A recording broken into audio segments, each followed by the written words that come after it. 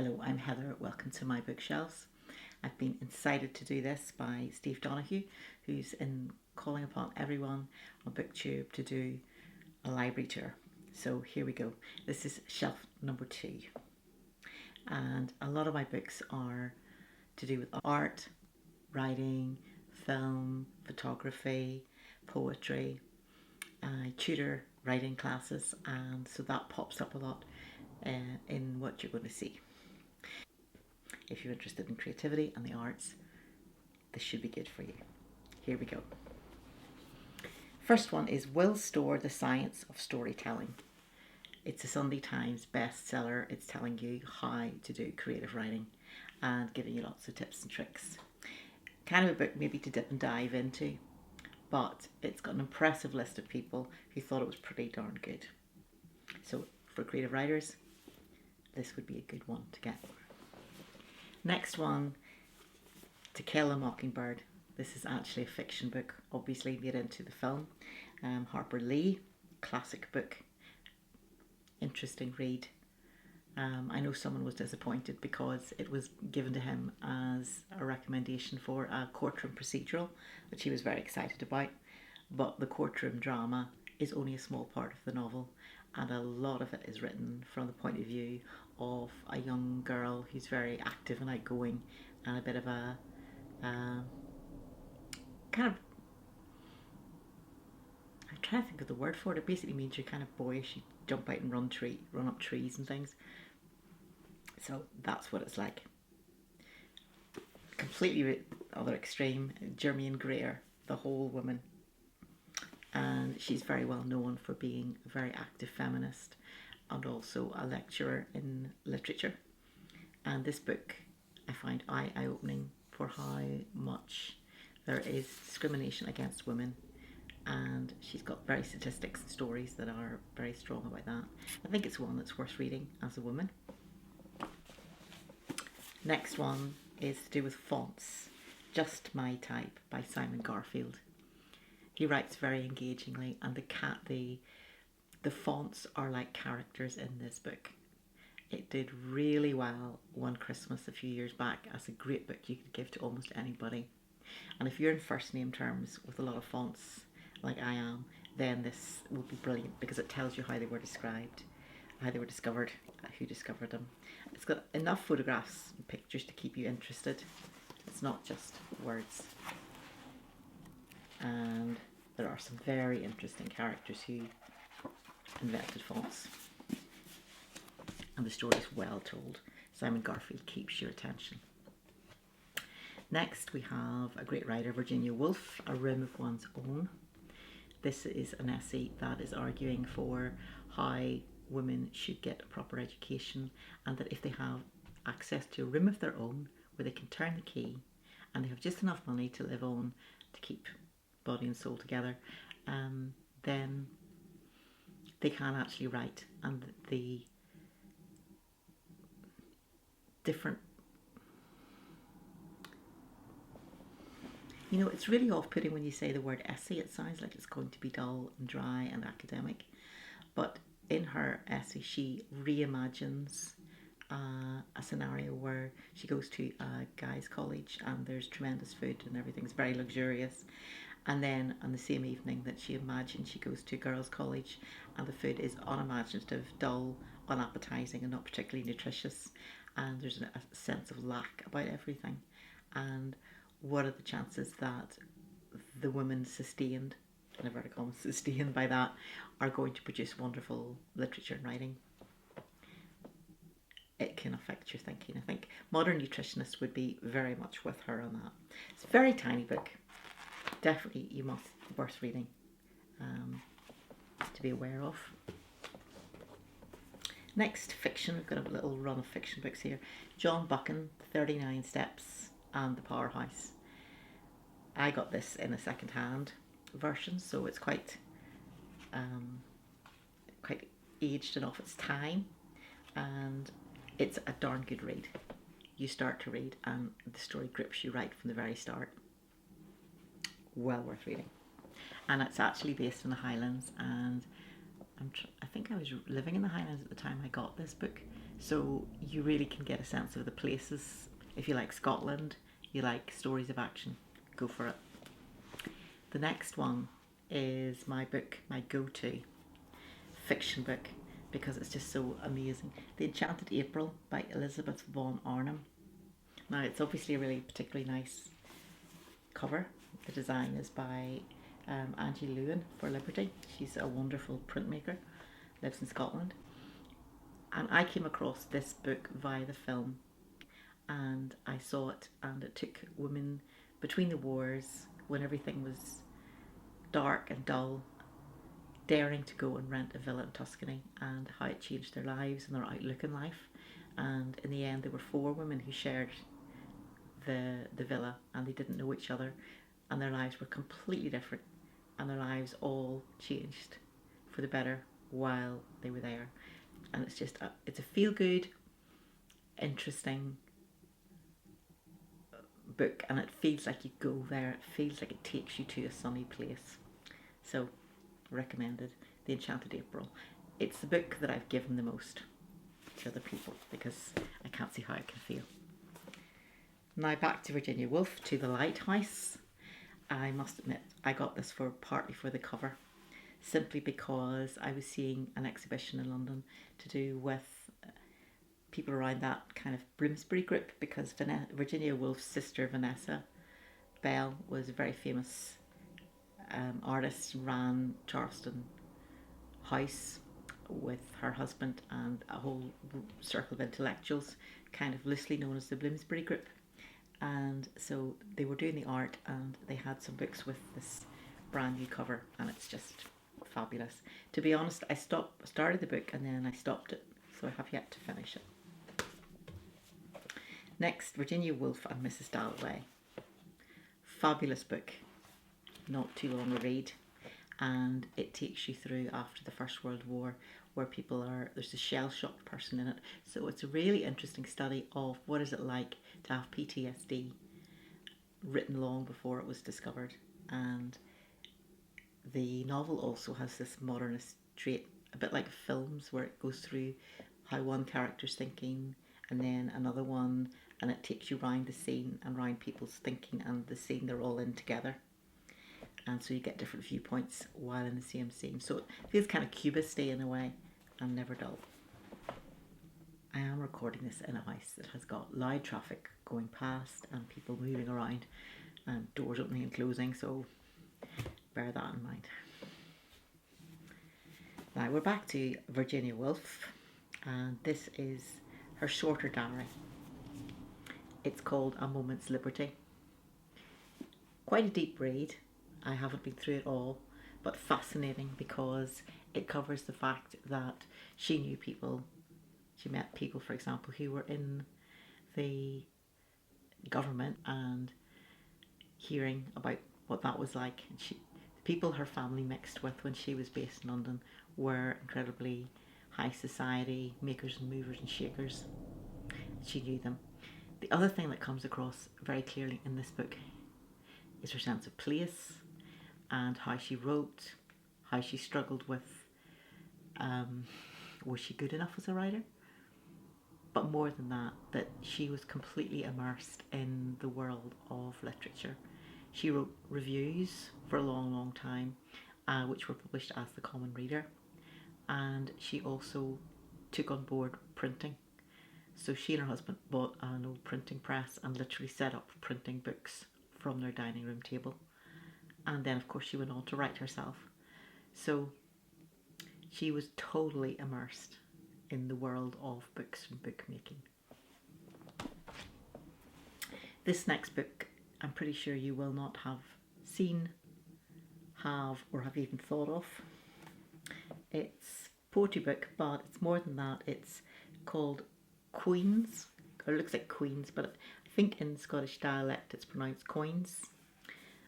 Poems in tribute to women of Scotland, and the word coins is like a Scottish dialect word for girls, women, and it's by Gerda Stevenson, who is an actress. Now, I came upon this by accident. I went one day to the Scottish National Gallery, it's a portrait gallery, and there were seats being put out for a talk, and I thought, what is this? And I heard that she was giving the reading of this. So I took a whole set of photographs. I sat with it. I happened to sit beside a man who was Gerda's husband. So it was quite thrilling to see her reading her poems, some of which are in English, some of which are in Doric, which is a form of Scottish. And she literally went and read up about particular people, particular women, and honoured them and wrote poetry about them, which is good. The one that I can't forget is one that's written by Mary Queen of Scots, from her point of view, the day after she signed over her claim to the throne of Scotland. And Gerda said that she saw there was a portrait painted of Mary Queen of Scots around the time, and what was clear was just a sense of devastation in her face. But Gerda was doing her research, discovered the Queen had given birth to twins the day before who were stillborn. So she had that, and her poem reflects that was her, that was what the Queen's mind was on, and the sense of devastation about that, and the cruelty of people coming and getting her to sign away and abdicate her right to the throne was astounding.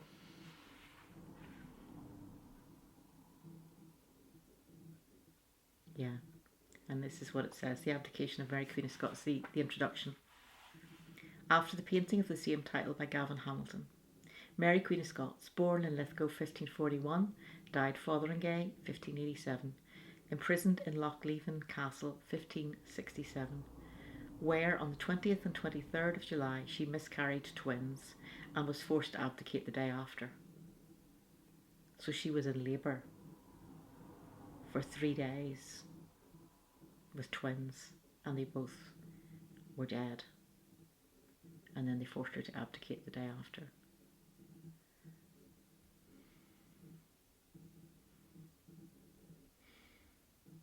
And the opening line of the poem is "Tak my croon and dinna fesh, I yon was our for me lang syne." So the first few words are "take my crown."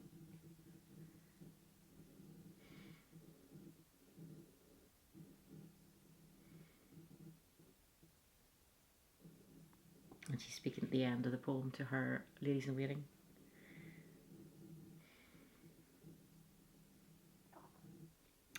Putting it into perspective. Dinna waste your tears on gain up a bitty guide and glister. Hide my arm if it helps, but dinna greet for this. Which means don't cry for this, for the crown. It was kind of a done deal a long time ago. Unforgettable to hear her read that. I think, as far as I remember, it's gone into second printing because it was so popular. Absolutely brilliant. The Scottish women who were honoured, and I actually got it signed by the author, and they are, she's got one for Nessie, the Loch Ness Monster, but also St Margaret, Esther Inglis, Jean Cameron, Margaret Wilson, Maggie Dixon, Lady Nairn, Mary Somerville. Lots of people that you kind of go, who is that? And that's the whole point. This is telling you what they did. And they have people who were great painters. There's one, Joan Eardley, and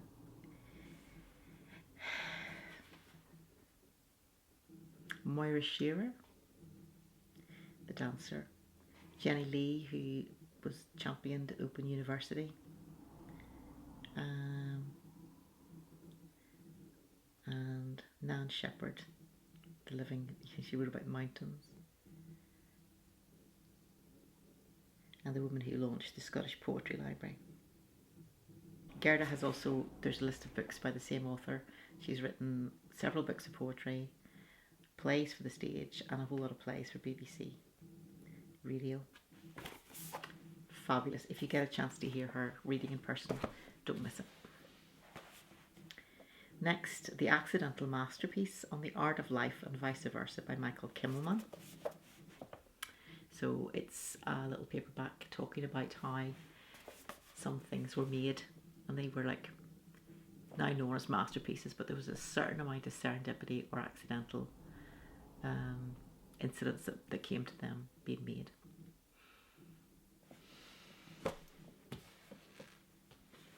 Also the theme of making. Making is Connecting by David Gauntlet. Subtitle, The Social Meaning of Creativity from DIY Knitting to YouTube and Web 2.0. So all of you on YouTube, this will be something of interest to you. And I like that word making. It's got a simplicity about it where some people start to get old about creativity and think of it as being very highfalutin. Now we're back to writing by a poet, On Writing by A.L. Kennedy, and it's kind of takes you on the journey with her as she goes about doing her readings all across the UK and different places. She's kind of funny, and let me just read. There's one wee line near the start which I think says it all. Once again, my life is taking the road less travelled without packing enough sandwiches for the trip. So if you're interested in what it's like, the glamorous thought of being a writer and reading from your book, doing readings, you will be quickly disabused of that in this, because she talks about being in fairly crummy or unhomey hotels on the road.